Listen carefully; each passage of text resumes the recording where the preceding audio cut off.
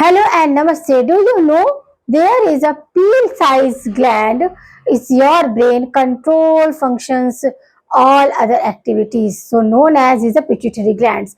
क्या आप जानते हैं कि पिट्यूटरी ग्लैंड हमारी ग्रोथ और आपका ग्रोथ, रिप्रोडक्शन और आपका मेटाबॉलिज्म जैसी कई इंपॉर्टेंट जो एक्टिविटी उनको कंट्रोल करता है। मुझे ऐसा लगता है हम पिट्यूटरी ग्लैंड के बारे में अच्छे से समझेंगे तो हमारे शरीर में होने वाले हार्मोनल इम्बैलेंस को काफ़ी हद तक हम कम कर सकने में सक्षम हो सकते हैं। मेरा नाम है शालिनी राव, मैं डिजिटल बायोलॉजी शास्त्र की डिजिटल रचयिता हूँ। आपको हमारा वीडियो पसंद आए तो लाइक करें, शेयर करें, साथ ही सब्सक्राइब करें, साथ ही बेल आइकन को बटन को प्रेस करना ना भूलें जिससे कि आपको नई वीडियो की नोटिफिकेशन मिलती रहे। तो गाइस स्टार्ट करते हैं हम अपना आज का टॉपिक। जैसे कि हमें पता है कि हमारा क्या चल रहा है, ह्यूमन फिजियोलॉजी चल रहा है जिसके कि सारे पार्ट, ये सबसे बड़ा यूनिट है आपकी 11th एनसीईआरटी की बुक में। तो इसका लास्ट टॉपिक पे हम पहुंच गए हैं जो आपका क्या है, control coordination and chemical coordination and inter. इसमें हम क्या करते हैं, सिंपल क्या बोलते हैं, एंडोक्राइन सिस्टम बोलते हैं। एंडोक्राइन सिस्टम पर हमने हाइपोथैलेमस एक ग्लैंड को भी देख लिया है हमने। ये पार्ट 4 है हमारा, पार्ट 1, पार्ट 2 और पार्ट 3। इन तीनों पार्ट में हमने सिस्टमैटिक तरीके से पहले माइंड मैप को स्टडी किया, फिर इसके बाद हमने पोजीशंस देखी कि कौन सी ग्लैंड किस लोकेशन पर प्रेजेंट होती है, फिर उनके जो हार्मोन्स, उनकी स्ट्रक्चर के बारे में, ऑरिजिन के बारे में देखा कि किस तरह से मेसोडर्मल है, एक्टोडर्मल है, इंडोडर्मल है, ये सारी चीजें हमने देखा। और हमने इसके साथ ही पार्ट 3 में अपना एक इम्पॉर्टेंट ग्लैंड हाइपोथैलेमस को पूरा किया है। अगर आप पीछे के प्रीवियस वीडियोस देख के नहीं आए हैं तो आपको बहुत थोड़ी दिक्कत होने वाली है क्योंकि सारी एक चीजें एक दूसरे से कोरिलेट करती है। आज हम पिट्यूटरी के बारे में बात करेंगे। हाइपोथैलेमस में ही हमने बता दिया था कि पिट्यूटरी ग्लैंड से किस तरह के हार्मोन सीक्रेट होते हैं, और क्योंकि हाइपोथैलेमस आपका मास्टर ऑफ मास्टर ग्लैंड है तो हाइपोथैलेमस क्या करती है कि पिट्यूटरी ग्लैंड क्या करता है, पूरे शरीर को कंट्रोल करता है। और पिट्यूटरी ग्लैंड को कंट्रोल करने वाली ग्लैंड कौन है, आपकी हाइपोथैलेमस है। तो उसमें मैंने काफी कुछ बता दिया था। अब उसी से कोरिलेट करते हुए हम यहाँ पर पिट्यूटरी ग्लैंड में, आपको अगर कुछ भी चीजें समझ में नहीं आ रही तो आपको जस्ट पीछे वाला यानी कि पार्ट 3 देखना पड़ेगा जिसमें मैंने हाइपोथैलेमस। तो कोशिश किया करो कि आगे की वीडियोस देखकर ही आया करो जिससे कि आपको चीजें और कंसेप्ट क्लियर करने में ज्यादा मेहनत नहीं लगानी पड़ेगी। तो पिट्यूटरी ग्लैंड्स, पिट्यूटरी आपकी सेकंड स्मॉलेस्ट ग्लैंड है। फर्स्ट कौन है, फर्स्ट पीनियल है। पीनियल ग्लैंड जो होती है वो हमारी कहाँ है, डाइसेफ्लॉन के रूफ पोर्शन पर होती है जिसे हम क्या बोलते हैं इसका साइज होता है राई के दाने के बराबर। कितना होता है, राई के दाने के बराबर। वहीं पिट्यूटरी का साइज क्या होता है, आपका जो ग्रीन पी है, पी ग्लैंड के बराबर होता है। समझ लगा कि हमारी मास्टर ग्लैंड कितनी साइज में बड़ी है, ओनली 1 ग्रीन पी जितना होता है उतना ही उसकी साइज है। और पीनियल ग्लैंड्स वाला very smallest gland in human body, वो राई के दाने के बराबर है। Pituitary gland secondary smallest gland, ये पी ग्लैंड साइज की होती है। प्रेजेंट कहाँ होती है, बेस ऑफ दी हाइपोथैलेमस। ये देखिए, ये आपका हाइपोथैलेमस का फिगर मैं कई बार बनाऊंगी, बार बार बनाऊंगी क्योंकि आपको इसकी पोजीशन पूरी तरीके से रटनी होनी चाहिए। यहाँ पर आपका पीनियल ग्लैंड है क्योंकि ये रूफ है, और ये क्या है आपका, ये आपका फर्श है, और फर्स्ट में आपकी क्या है, हाइपोथैलेमस, और ये जो है आपकी पिट्यूटरी ग्लैंड की पोजीशन है। तो क्या होती है, base of the hypothalamus. Base of the hypothalamus located in the, अब ये क्या है, किसमें फंसी हुई होती है, क्योंकि हम नर्वस सिस्टम में तो बड़ा अच्छे से हमने सारा चीज पढ़ाया और आपको भी सारा क्लियर हुआ क्योंकि आपने सारे क्वेश्चंस के आंसर्स बहुत अच्छे से दिए थे। तो ये हाइपोथैलेमस कहाँ फिक्स होती है, सेलर टर्सिका में जाके, इसलिए इसे हाइपोफाइसिस भी बोलते हैं। क्यों, क्योंकि ये बेस ऑफ हाइपोथैलेमस है, इसलिए इसे इसका अदर नेम, कभी कभी पिट्यूटरी को आपको हाइपोफाइसिस भी देखने को मिलता है, कुछ बुक्स लिखती है। और फिर मास्टर, कुछ बुक्स में तो ये भी है कि आपको जो मास्टर ग्लैंड है वो किसको बोलते हैं, पिट्यूटरी ग्लैंड को। बट अभी उससे पहले नहीं, हाँ, ये स्मॉलेस्ट ग्लैंड पिट्यूटरी ग्लैंड को ही बोला जाता था क्योंकि एड्रिनल ग्लैंड की जो डिस्कवरी हुई वो थोड़े बाद में हुई है, पहले पीनियल पिट्यूटरी ग्लैंड की। तो कुछ कुछ बुक्स अभी भी सबसे स्मॉलेस्ट साइज का क्या लिखती है, आपको पिट्यूटरी ग्लैंड लिखती है, जिनमें करेक्शन नहीं हुआ है। तो मास्टर ग्लैंड और आपके orchestra of the endocrine glands. आप देखो कि इसके दो लोग होते हैं, देखा ना हमने कि ये है पिट्यूटरी ग्लैंड, ये तो ये 2 लोब्स है, ये एंटीरियर पोस्टीरियर एंटीरियर और ये मिडिल का आपका फ्यूज में होता है। तो आपका हम क्या बताने जा रहे हैं, पोस्टीरियर पिट्यूटरी, इस साइड वाला अभी हम। तो हार्मोन्स ऑफ पोस्ट पिट्यूटरी को न्यूरोहाइपोफाइसिस भी बोलते हैं। क्यों बोलते हैं न्यूरोहाइपोफाइसिस? क्योंकि आपके पोस्टीरियर साइड में 2 न्यूरॉन सेल्स प्रेजेंट होती है। फर्स्ट न्यूरॉन सेल जो ऑक्सीटॉक्सिन का सीक्रेशन क्या करती है, सिंथेसिस करती है, उसे क्या बोलते हैं, पैरा वेंट्राइकल न्यूक्लाई बोलते हैं। न्यूक्लाई क्यों बोला, ग्रुप ऑफ सेल बॉडी है।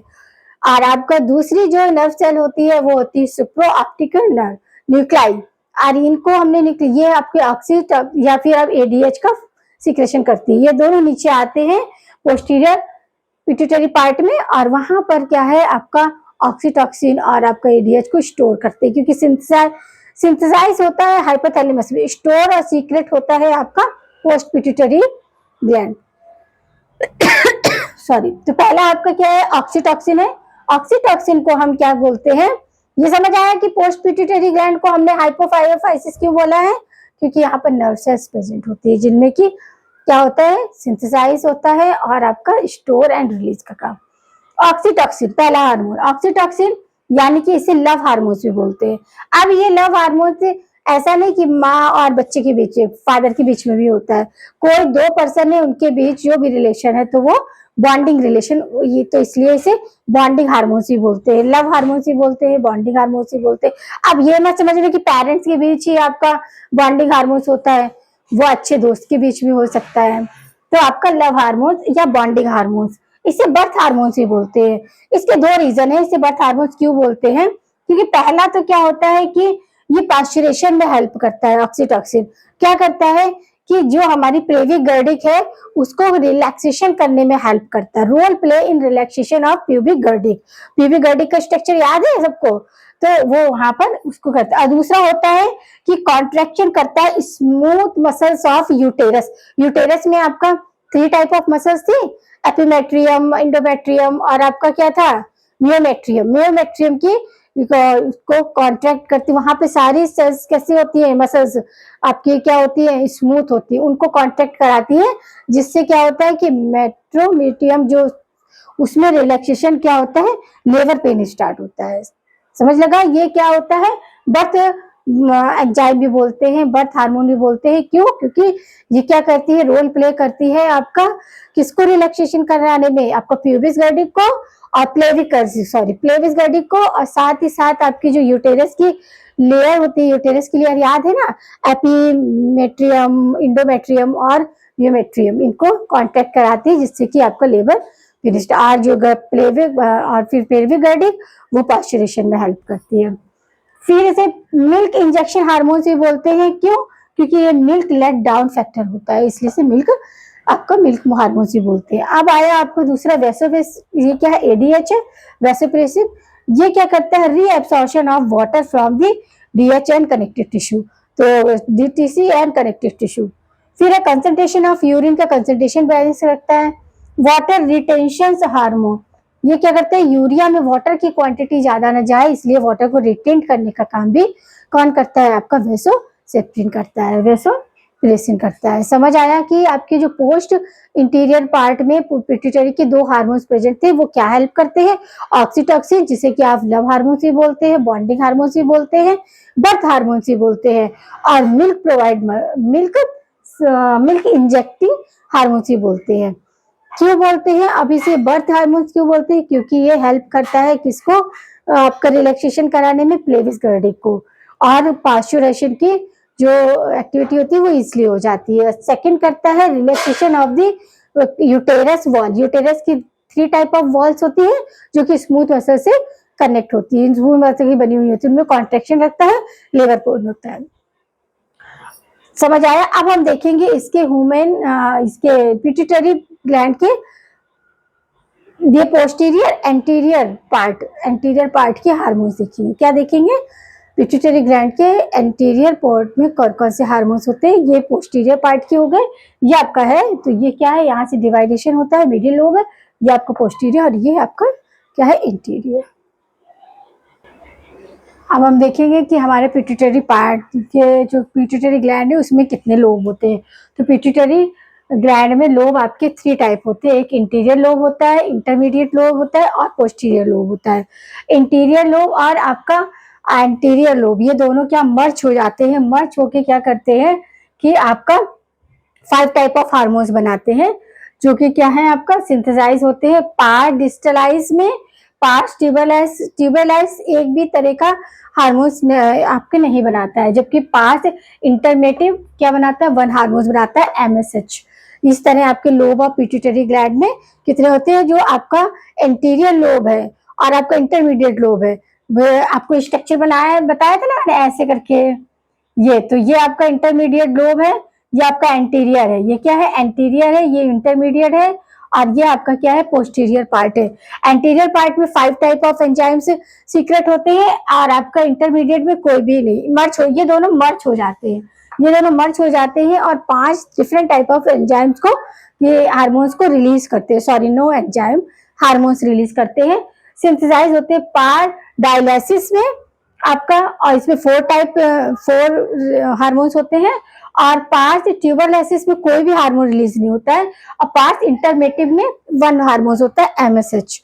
एमएसएच यानी कि मेलेनोसाइट आपका hormones stimulating melanocyte stimulated hormones, ये सीक्रेट होता है पार्ट इंटरमेटिव। तो ये दोनों और पोस्ट लेब में तो पता ही आपको ऑक्सीटोसिन और वैसोएस्पिरिन, ये आपका वैसोप्रेसिन, ये आपके क्या होते हैं सीक्रेट होते हैं। तो ऑक्सीटोसिन क्या है, लव हार्मोन से, बॉन्डिंग हार्मोन से, ये सारा भी हमने कर चुके हैं। तो अब आया है आपका कि ये आपके कितने हैं, ये आपके एंटीरियर लोब, एंटीरियर और पोस्टीरियर, इंटीरियर और आपका एंटीरियर दोनों मर्ज होके जो बना रहे हैं 5 टाइप के, वो ये हार्मोन्स है। फर्स्ट ग्रोथ हार्मोन्स है, फिर आपका टीसीएच है, थर्ड आपका पीआरएल है और क्या है आपका, ये क्या है आपके 5 टाइप ऑफ हार्मोन्स है। 1 है ग्रोथ हार्मोन, सेकेंड है थायराइड अब स्टिमुलेटिंग हार्मोन्स और ये आपका पीआर एमएसएच क्या है मेलेनोसाइट स्टिमुलेटिंग, ये 2 क्या कर रहे हैं, ये 3 है और ये आपका 4 है और ये 5 है। इस तरीके के आप क्या है 5 आपके 1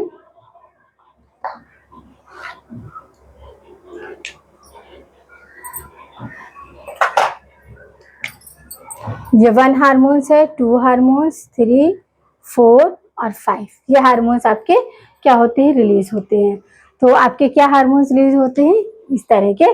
तो लोब ऑफ पिट्यूटरी ग्लैंड हमें याद रखना है कि एंटीरियर और आपका एंटीरियर ये मर्ज होके 5 हार्मोन्स करते हैं और पोस्टीरियर 2 ऑक्सीटोसिन और वेसेस। तो ऑक्सीटोसिन ये हार्मोन्स टारगेट और फंक्शन और रेगुलेटिंग बाय हार्मोन्स ये देखा। तो पहला है आपका ग्रोथ हार्मोन्स, ग्रोथ हार्मोन्स बोलते हैं या स्टिमुलेटिंग थायराइड हार्मोन्स भी बोलते हैं इसे। तो इसका टारगेट होता है मोस्ट सेल ऑफ बॉडी और आपका प्रमोट क्या करती है, ग्रोथ को प्रमोट करते हैं। रेगुलेट बाय हाइपोथैलेमस क्या करते हैं, ग्रोथ हार्मोन्स जो होते हैं रिलीजिंग हार्मोन्स को प्रमोट करते हैं और आपका इनहिबिटर हार्मोन्स को क्या करते हैं डिमोट करते हैं। फिर आता है आपका टीएसएच, ये आपका थायराइड ग्लैंड को टारगेट करता है, फॉर्मेशन क्या करता है आपका iodine T3 and T4 ionise T3 and T4 का फॉर्मेशन करता है। और आपका क्या TRH ये क्या करता है आपका रिलीजिंग हार्मोन्स का काम करता है। फिर थर्ड आता है PRL यानी कि मेमोरी ग्लैंड को टारगेट करता है synthesize and secretion of milk. और आपका क्या करता है ये प्रोलैक्टिन है, प्रोलैक्टिन हार्मोन्स है जो कि आपका रिलीजिंग हार्मोन्स होता है और आपका इनहिबिटर हार्मोन्स की तरह बिहेव करता है।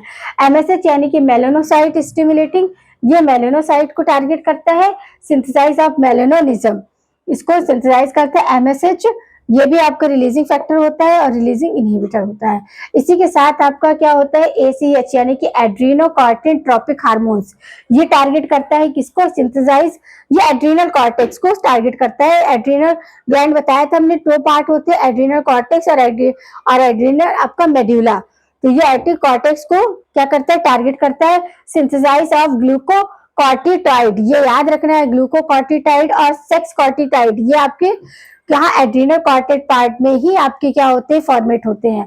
और इनका फंक्शन क्या होता है, फंक्शन होता है आपका एसीटी इनहिबिटर रिलीज इनहिबिटर की तरह काम करना। फिर आपका फिफ्थ वन होता है एसी आपका GNH यानी कि गोनेट्स हार्मोन्स। ये गोनेट्स हार्मोन दो तरीके के हार्मोन्स को रिलीज करते हैं, FSH और LH। FSH जो होता है वो सेमनीफेबरस ट्यूब में, और जबकि मेल में, और फीमेल में आपका ओवेरियन फैलोपियन इंटरस्टिशियल सेल्स में।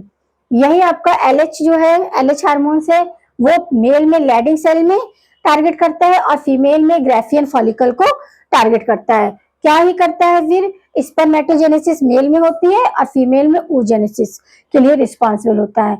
और यहाँ पर जो आपके गोनेट्स रिलीजिंग हार्मोन्स क्या करते हैं, पार्टिसिपेट करते हैं। इस तरह हमारा यहाँ पर पिट्यूटरी ग्लैंड भी फिनिश होता है। पिट्यूटरी ग्लैंड की पोजीशन क्या थी, सेकंड क्या थी, स्मॉलर साइज ऑफ ग्लैंड है, कैसी है आपकी, मटर के दाने के बराबर है। और इसकी लोकेशन कहाँ है, हाइपोथैलेमस की रूप में। यहाँ पर इसकी हाइपो, इसलिए इसे हाइपोफाइसिस भी बोलते हैं।